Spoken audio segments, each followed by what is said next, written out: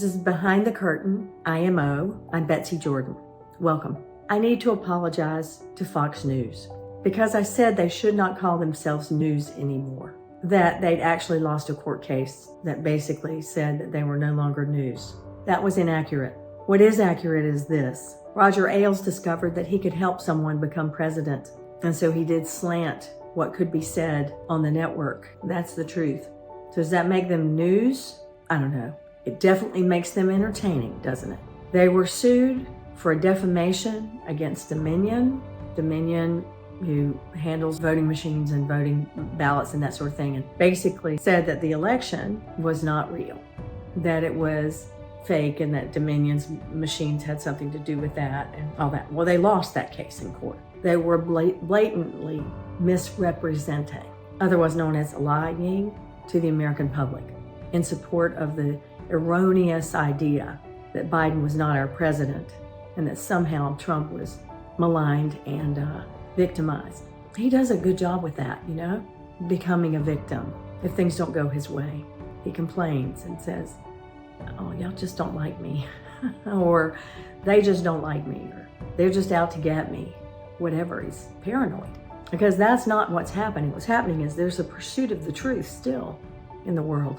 So I want to talk about the characterizations he's made and the fact that the generals that were closest to him do not support him, and the fact that he calls wounded vets losers and won't have his photograph made with them, the fact that his closest advisors will not work with him.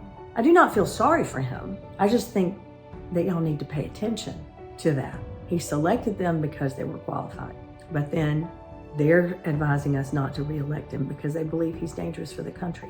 I think when a president says that he will use his power to go after people who didn't support him, I think we need to be very worried about that.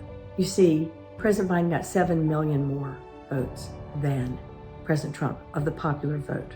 Could it be because there were many people that disagreed with the way that he ran this country? Yes. Now, Biden only won by a handful of electoral college votes.